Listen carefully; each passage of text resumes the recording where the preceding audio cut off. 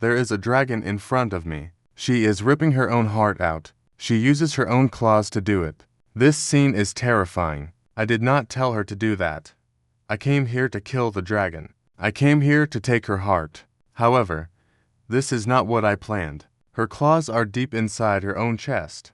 Blood vessels are snapping like wet rope. Muscle is ripping apart. Her red hide splits open. Her insides spill out into the moonlight. She continues the task calmly. It is as if I had asked her for the salt. She asks if I had said her heart was necessary for my magic. Her voice is calm and serene. She sounds almost bored. Meanwhile, she pulls a chunk of flesh from her chest. The meat is larger than my own head. I am frozen in place. I fire magic at her face. The blast is strong enough to level a whole village. The dragon does not stop her actions. Her claws keep pulling at the flesh. My magic peels off her skin like water off glass. She barely notices the attack. Then the heart is out. It is perfectly intact and still beating in her palm. She sets the heart down in front of me. She offers it like a gift. I was supposed to be the one killing her. Instead, she looks like she is the one giving mercy. My name is Fair de Rosnova. I am 45 years old. I am a 9th Circle mage. This title means nothing to you yet. However, no one else in history reached this level. I climbed here on a pile of corpses. Every step and every rank was bought with blood. This dragon heart is my final ticket and the last key. If I absorb the heart, I become a demigod.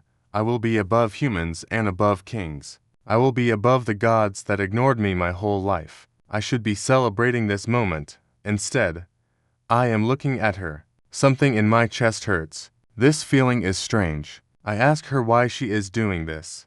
None of this makes sense to me. I tell her she could have killed me easily if she had struck me. Her torn head turns toward me. Her golden eyes are fading. She says that if she fought back, I would die too. She hates the cruel blood in her veins. She says she hates the rage that lives inside her. Most of all, she hates that her form frightens others. The dragon is crying.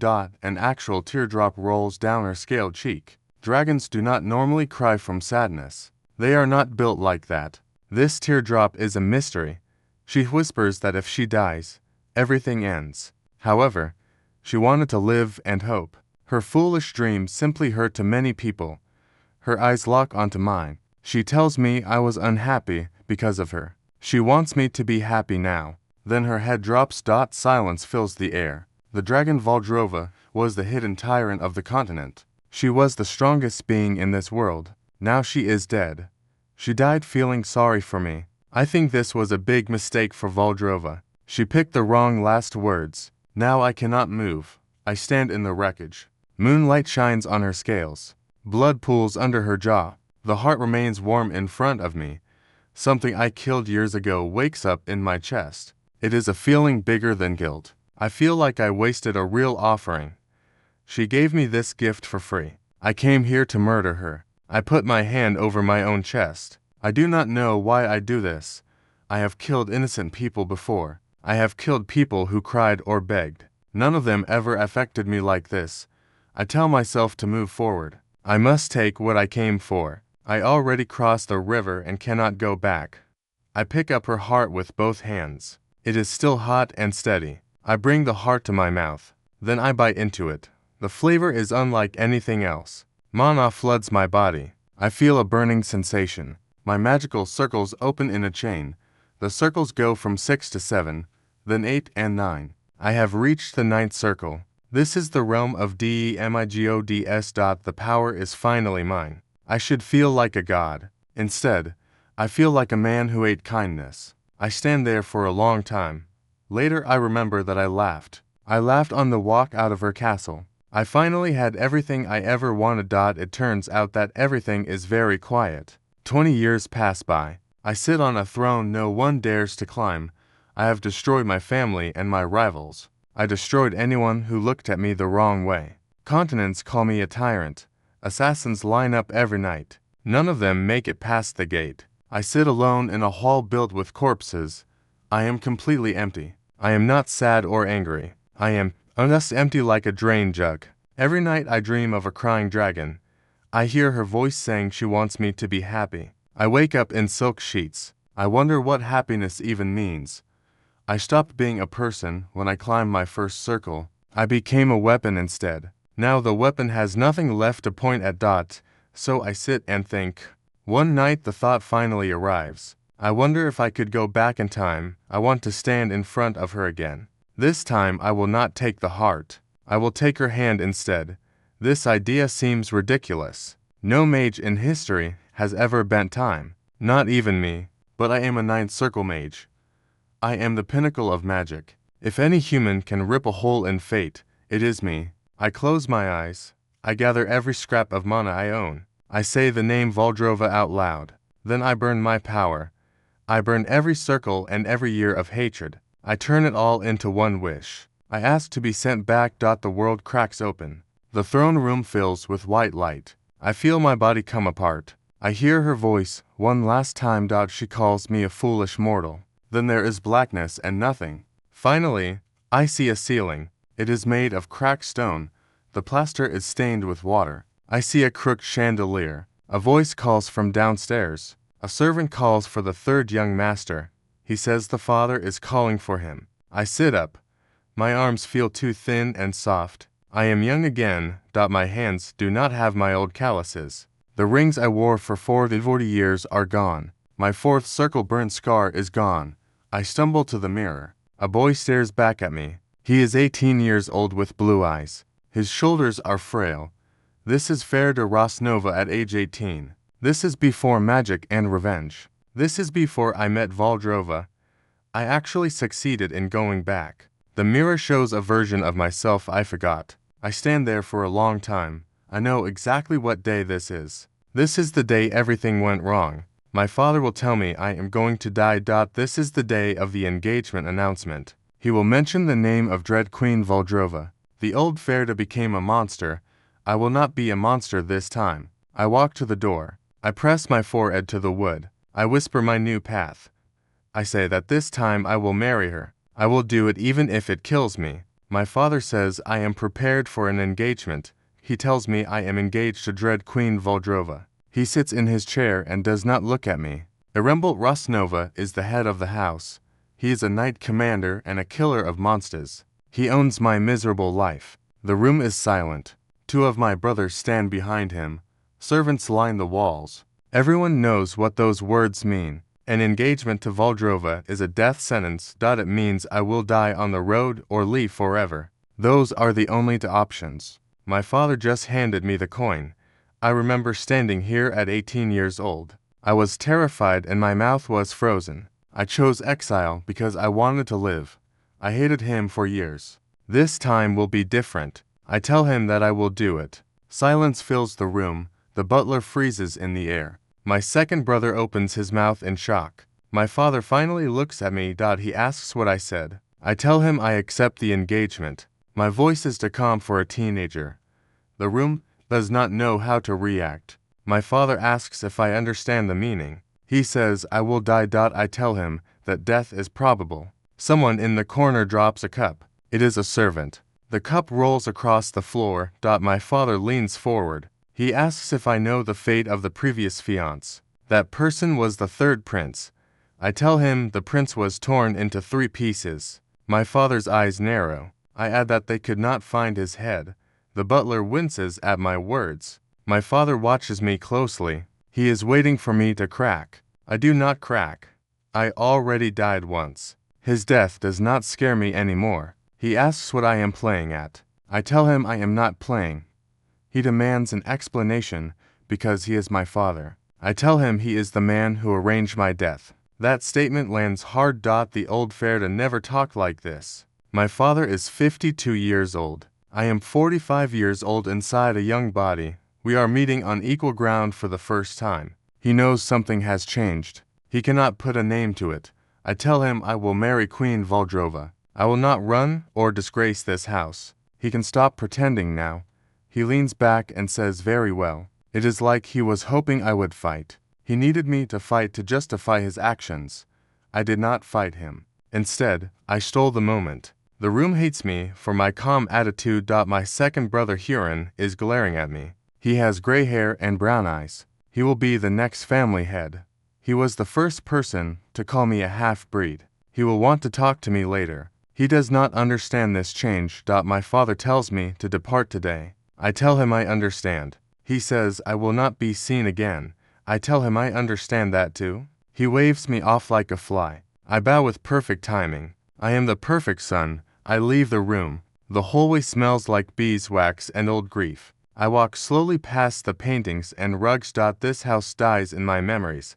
In the old timeline, I killed everyone here. I killed the servants and guards. I killed my brothers and my father. It took me 20 years and gave me nothing. This time, the house lives. I do not need them dead. I just need them to be quiet. I get to my room and close the door. Asterisk, asterisk. I press my back against the wood and breathe. For the first time into lifetimes, I have a plan. I know where I am going. I am going to a castle to meet a dragon. This time I am not there to take her heart. I stand at the mirror. I fasten my buttons slowly. Servants are supposed to do this for me. However, I told them to wait outside. I do not need them. The sleeves were sabotaged. The collars were poisoned. This body was never dressed with kindness. That tradition will not start today. I fasten the last button.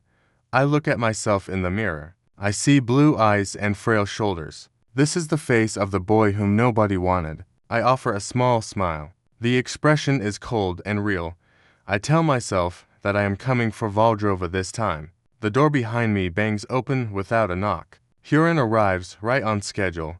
I must tell you about House Rosnova. You need to understand this history. Otherwise the smile on my face does not make sense. House Rosnova is a knightly family with 3 generations of sword talent. The family motto claims that steel is truth. This is a stupid motto. It sounds better in the local dialect. In the common tongue, it sounds like a threat on a butcher sign. My father is a knight. My first brother is also a knight. My second brother is a knight and a scholar. He is next in line for the family title.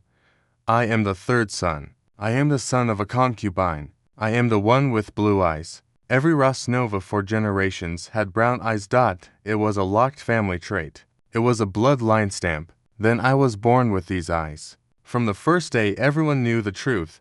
I had the wrong eyes and the wrong mother. I was the wrong son. I remember being 6 years old. A maid pretended to bump into me on the stairs. She smiled when I fell. The injury in my leg took weeks to heal. She told me to be more careful. My father simply nodded at her words. He acted as if the fall were my fault. I was only 6 years old. I remember being 9 years old. The cook slipped salt into my soup. It was not just a pinch of salt. He added an entire cup. There was so much salt that I could not finish the bowl. My father decided that I was ungrateful.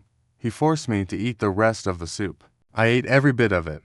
I threw up for 3 days. Nobody checked on my condition. My mother was long gone by then. The family sent my mother away politely. They claimed she went to a warm country for her health. There was no warm country. There was only a burial mound. I found out the truth when I was 12 years old. I remember being 14 years old. I was training with the sword master. I performed 20 repetitions. Then I did 40 and then 100. My hands split open around repetition 60. I kept going because my father was watching. If I stopped, he would stop looking. A Rosnova father who does not look at his son is an executioner. My hands calloused over and then split again. I bled into the pommels every day for years. For a short while, my father looked at me. He looked as if I might be worth something. That look was my drug. That look was the reason I bled. Eventually the look changed. I do not know when the change happened. I only know that I noticed it. It happened after a training session. I finally executed the 30-strike drill without a break. I was 17 years old at the time. I looked up at my father. He stared at me like a person stares at a rat. He thought I was a squirrel, but I was just a rat. That was the day I officially stopped being a son. The engagement paperwork was drafted on that day. Then today arrived. My father told me I was prepared for an engagement. I was to marry the dread Queen Valdrova. I knew that I would die. The old Ferda broke on that day. He cried in this room. He begged the butler to talk to his father. The old Ferda ran away the moment he could. He spent 20 years turning that broken feeling into hatred. Hatred is also a drug. It was the best one I ever tried. It is sharper than joy and cleaner than love. I woke up angry and slept angry. I killed while I was angry. 20 years of anger brought me to the ninth circle. I reached the castle of Valdrova. I saw the moment she pulled out her own heart. I stood before a throne so empty it made me sick. This time will be different. I am still angry. Do not get me wrong. This house still deserves to burn. My father deserves worse than what I gave him before. Huron deserves to have his tongue removed from his skull. I already know where anger ends. It ends with a person sitting on a throne alone. It ends with a person staring at a dragon corpse. This time I am doing something insane. I am remaining calm and peaceful. I am staying cold. I do not forgive them. I am not a better man. I simply understand that the only revenge is not becoming them. I have a plan for bonus revenge. I am going to marry the being who was supposed to kill me. This house sent me here to die. When I marry her, this house will suffer. They will know they sent their pathetic third son to a dragon. They will know he came back with a powerful wife. She could vaporize a kingdom. That is true revenge. That is the good stuff. My buttons are fastened. My mirror is straightened. My blue eyes stare back at me with a steady gaze. That is when the door bangs open. There is no knock. Huron enters right on cue. He begins to yell about me not being prepared. He stops mid-sentence. I am not what he expected to see. I am not on the bed crying. I am not stuffing socks into a bag. I am not begging the maid to hide me. I am standing at the mirror. I fasten the last button of a jacket that fits. I am perfectly composed and perfectly still. I ask my elder brother what I should do. He barged in without knocking. Huron blinks twice. He says he thought I would be in bed. I ask if I would be late on an important day. I turn away from the mirror. I ask how I could possibly be late. He cannot process my behavior. I watch it happen in real time. His face tries to solve the equation. He expects a broken puddle on a bed. Instead, he sees calm middle-aged energy. It does not compute for him. He recovers barely. He straightens his jacket. He puts on his older brother face. Huron says he heard that I accepted. I tell him that I did. He asks if I know what accepting means. I ask if it is a polite way of telling me to die. That comment lands heavily. He was not expecting me to say the quiet part out loud. That was a big mistake for Huron. He offers to send me off with some money. He says it is enough for 10 years. Huron says it is enough for 10 years of commoner living. He tells me that I will manage.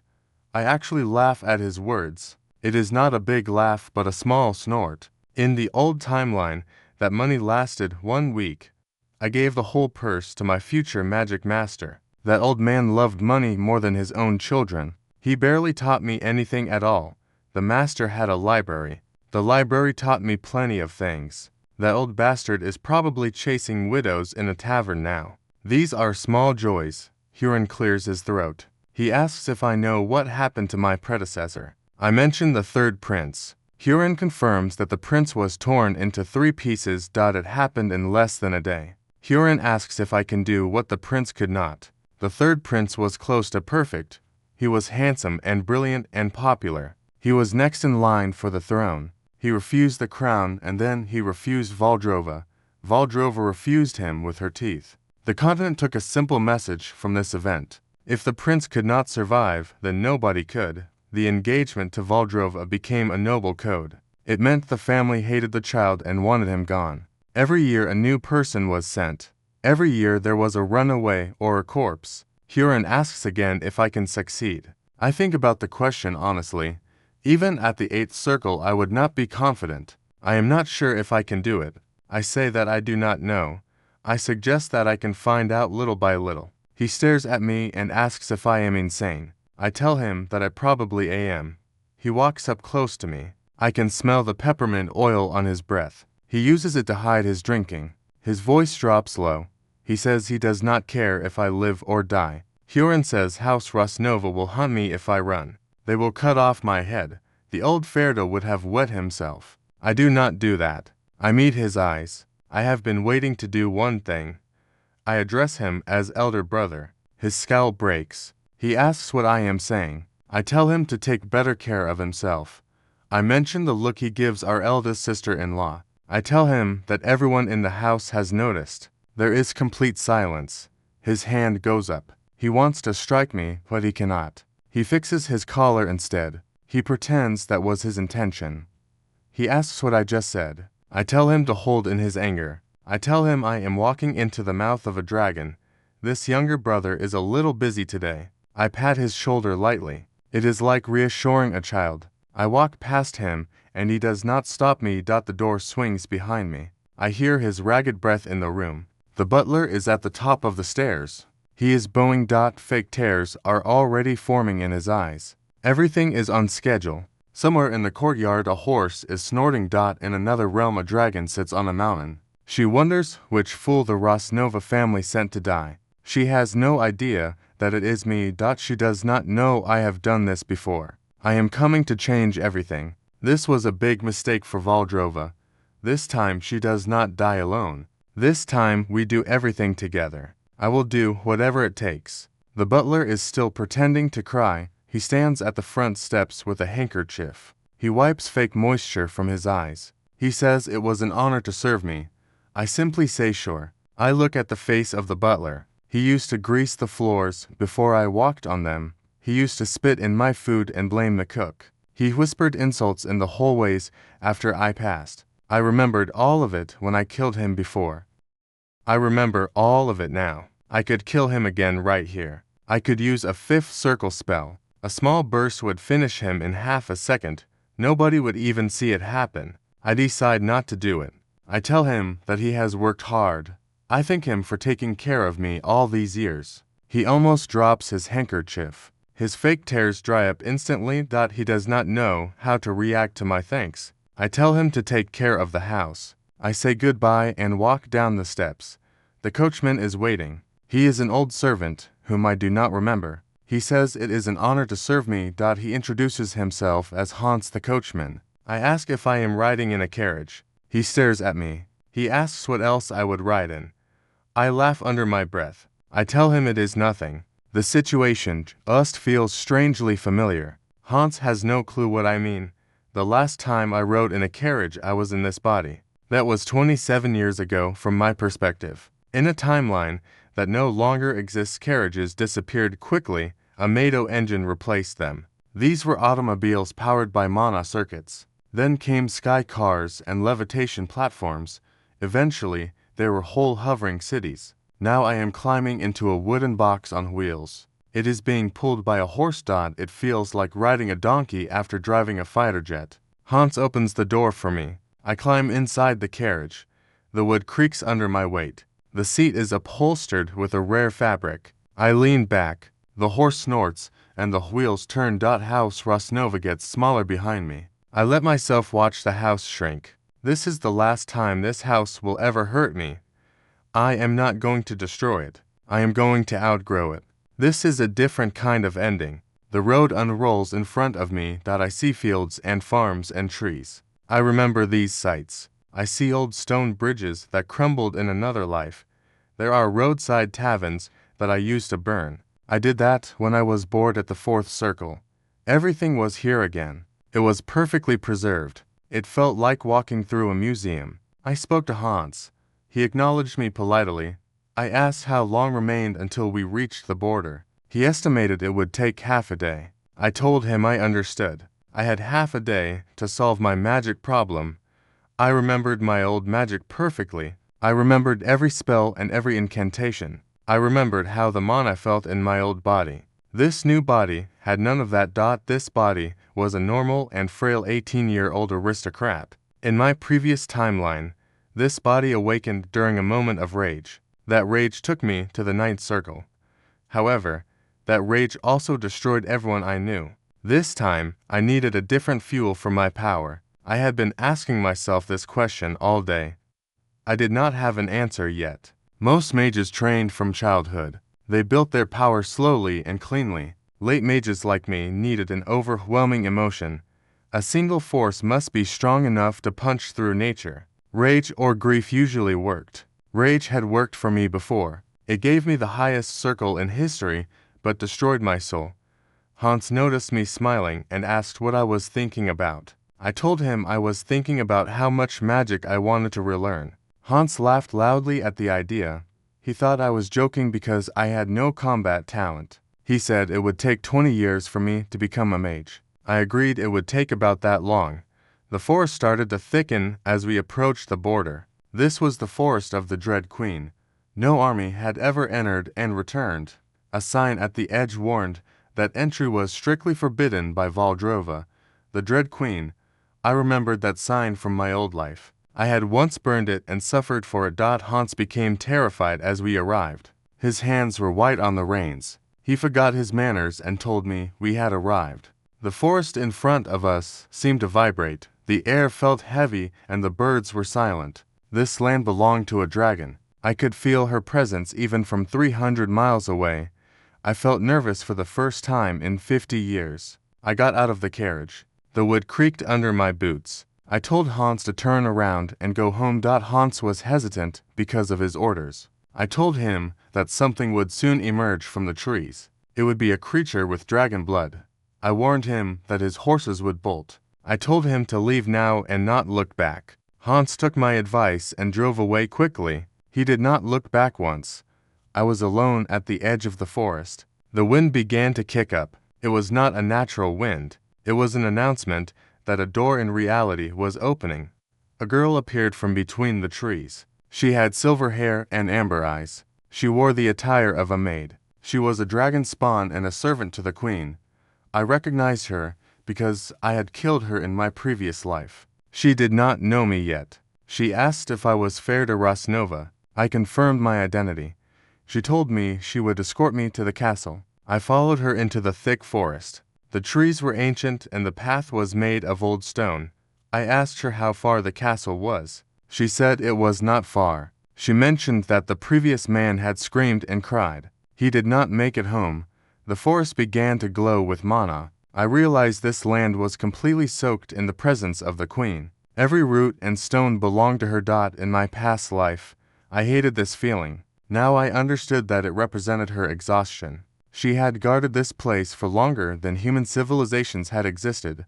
The maid noticed that I was calm. She asked why I was not afraid like the others. I told her I had thought about this day for a long time. She looked at me with old eyes. She saw me as a puzzle she did not expect. We continued walking until the castle appeared. It was a massive fortress of black stone. The building was carved into the mountain. It was a dragon lair shaped like a castle. I could feel the queen everywhere. Every stone felt like her breathing. We entered the enormous hall. The ceilings were incredibly high. A red carpet led to a massive throne. The throne was empty, but I felt the queen watching. The maid told me to kneel. I knelt like I was facing a monarch. I announced myself as Fair de Rosnova, the third son of House Rosnova. A long silence followed. Then a voice like a mountain breathing spoke. The queen sounded bored and tired. She told the maid to have me killed by dawn. I stood up slowly. I told the maid to tell her queen that I knew why the third prince refused her. I also knew what her first fiancé saw before he died. The maid was shocked and repeated my words to the throne. The queen's voice changed. She was no longer bored. She ordered the maid to bring me closer. She is staring at me as if I have done something impossible. The woman calls me sir and asks how I knew.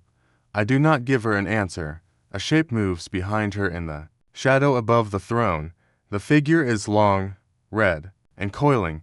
Two golden eyes open in the darkness. They are focused directly on me. The dragon Valdrova is alive and awake. The beast looks directly at me. This is the second time it has happened. The dragon is uncoiling slowly. It looks like a mountain deciding to become a person. Red scales exist where the torchlight bounces off each one. Every scale is bigger than my head. Each one is bigger than the maid standing next to me. Her body drapes over the throne. She wraps around it and behind it. The dragon is not sitting on the throne. She is the throne. The whole hall is her body.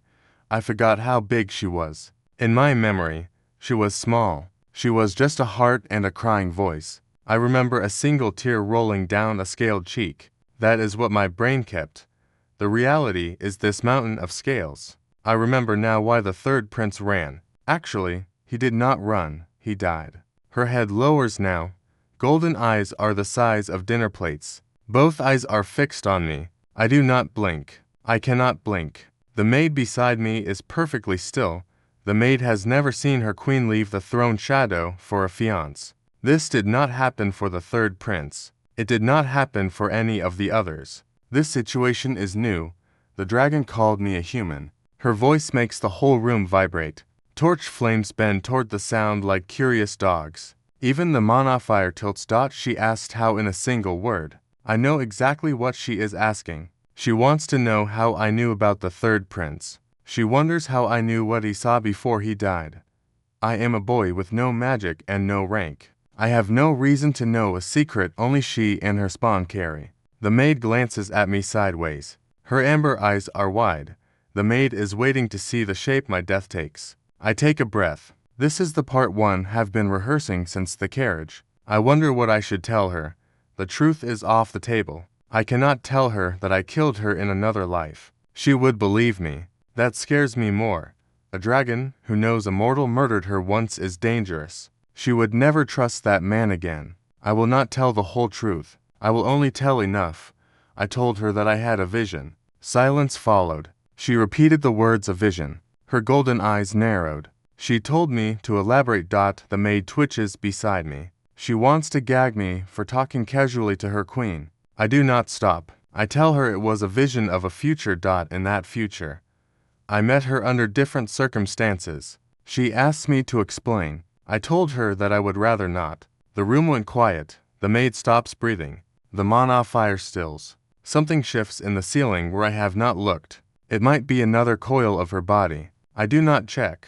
She repeated my words that I would rather not. She noted that I am betrothed to her under imperial decree. She mentioned that she ordered my death by dawn.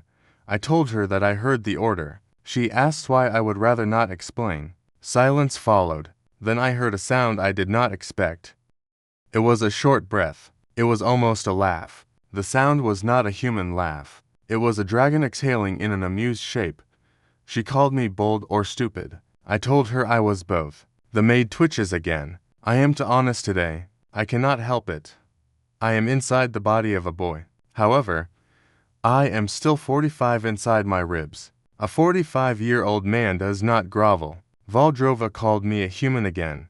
She asked what the third prince saw in his final moment. This is a test. I knew this was coming. I know the answer from the old timeline. She told me the answer before I killed her. The third prince did not see her rage. He did not see her hunger. He saw her human form. The prince ran from her. He was not disgusted. He was horrified. He saw a woman who was supposed to marry him. She looked small and tired. She was worn down by 100 years alone in a mountain. He did not see a bride. He saw a walking corpse. He ran because he feared becoming like her. He feared being alone and tired. The old version of me thought that story was hilarious. I told her it was funny. That was the moment she decided to fight. Now, I do not laugh. I tell her he saw her human form. I say he saw that she was tired. The room holds still. I explained that marrying her meant standing next to that tiredness. He would have to do that for the rest of his life. He was not brave enough. The dragon and the walls hold their breath. She lowers her head all the way down to me. Her golden eye is 1 meter from my face. I do not move.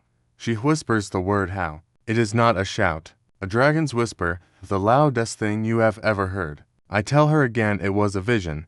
She claims a vision, does not know. I insist that this one did. She warns me that she will end me if I lie. I tell her I know.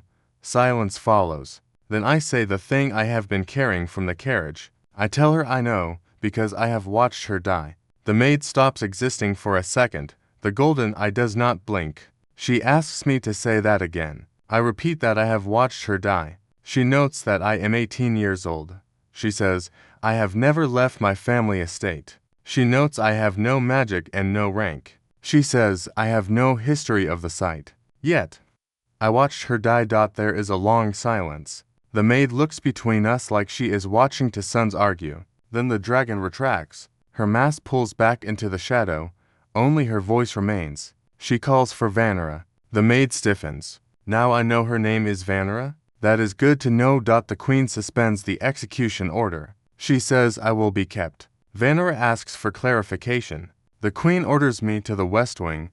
I will be in a chamber under Vanera's watch. I will not leave the castle. I will not speak to anyone but the queen. Anyone else is forbidden. The queen tells me I will explain everything slowly over time. Otherwise, she will remember her order for my death. I tell her I understand. Vanera bows and turns. She nods for me to follow. The audience is over. There is no death and no blood. No one is screaming. For the first time in 100 years, a fiancé walks out alive. Vanera leads me down a corridor. Torches line both sides. Portraits of no one hang there. The canvases in the gilded frames are blank. I do not ask about them. The west wing is high in the castle. Windows are the size of doors. I see the forest below. There is a single chamber at the end of a long hall. It has a bed, a desk, and a wardrobe. There is a wash basin. There is no decoration. There is no lock on the door. Locks do not matter when the walls are part of her. Vanera tells me to wait here. Vanera leaves and the door closes. I stand alone. For the first time in this body, I let my shoulders drop. I close my eyes and laugh. The laugh is small and tired. I made it through day 1. I am alive.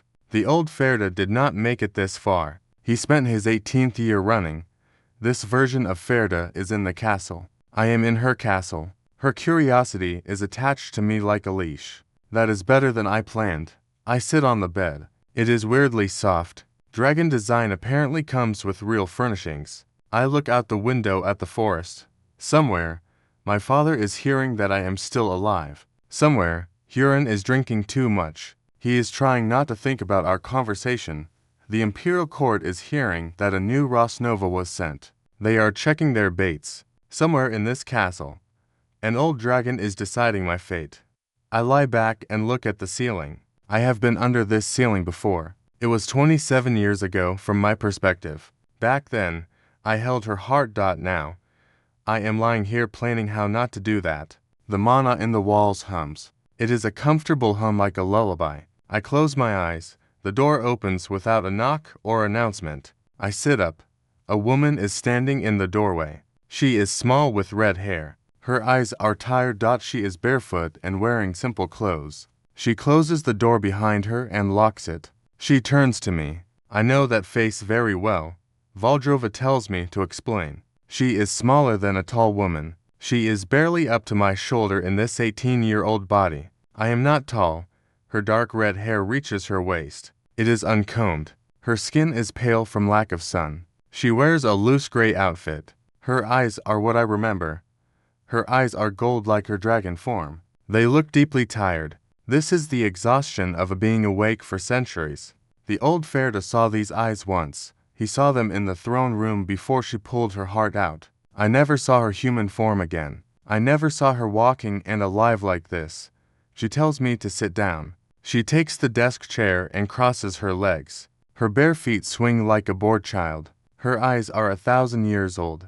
She tells me to explain from the beginning. I ask how much she already suspects. She is certain I am not a normal human. I tell her she is correct. She asks me to explain the vision. I have one shot. If I tell too much truth, she might kill me. If I tell too little, she will lose interest.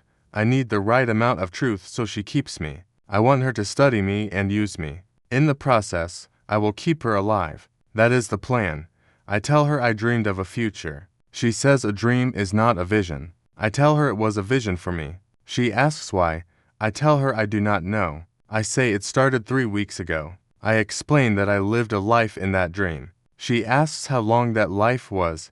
I tell her it was 27 years. Her golden eyes narrow slightly. She tells me to continue. I explain that my father sent me here. In that life, I refused and ran. I became a mage driven by rage. I climbed the circles. She asks how high I climbed. I tell her I climbed high enough to matter. She says that is not an answer. I tell her it is the only one I will give. She stares at me. The room holds its breath. She nods and tells me to continue. I say I came here as a killer, not a fiancé. I came to kill her.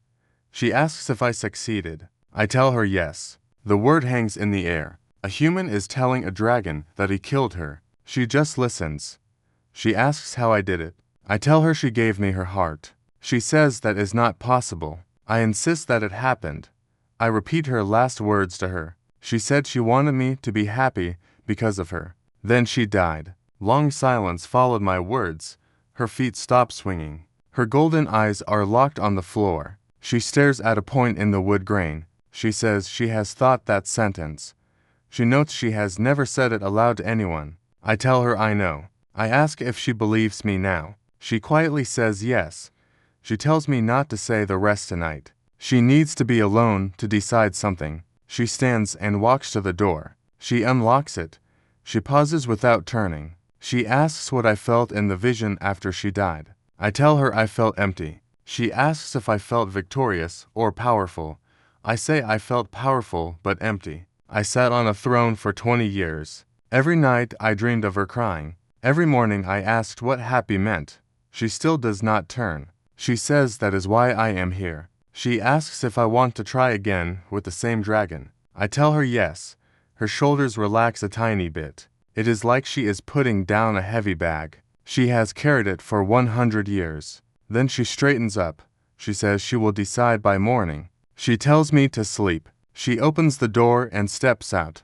Then she half turns to look at me. Her golden eye catches the torchlight. She asks me for my name. I realize I never told her. It was not like that this time. It was not like the last time either. The last time I introduced myself with fire. I told her my name was Ferda Rosnova. She nodded once and repeated my name. Her voice sounded human, small, and tired.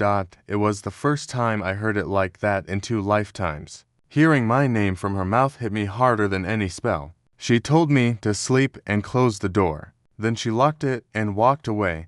I sat on the bed in the west wing chamber of Valdrova's castle. My heart did something it had not done in 20 years. It was beating. It was really beating. This was not from fear, rage, or ambition. It was just beating like the heart of a normal person. I lay back and stared at the ceiling. I thought for the first time that this might actually work. Then I remembered something from the old timeline. It was something I meant to check. I sat up fast and thought about the West Wing. Vanera mentioned this was the West Wing. In the old timeline, I ransacked this castle after killing her. The West Wing was where I found the bodies. These were every fiancé she had ever kept alive. She did not kill them on the first day. These were the ones she liked before she killed them. They were all in cells beneath the West Wing. They were half alive and broken. When I said she kept them, I meant she used them for a private ritual.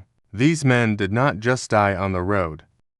I was the only person on this continent who knew. I turned from the window and grabbed my coat. I walked to the door and found it unlocked. She trusted the castle to hold me instead of the door. I stepped into the hallway and Vanera was not there. There was only torchlight and silence. I moved quietly down the West Wing stairs. I passed the servant hall and the kitchen. Finally, I reached the low stone door. It was just like I remembered. I put my hand on the cold wood. The wood was older than the rest of the castle. It was even older than the Empire. I pushed the door and it groaned open. Stone steps descended into the black. From below, I heard a faint voice. It was a male voice that sounded old and broken. The voice begged for help. The third prince was still down there. I took one step down and the door closed behind me.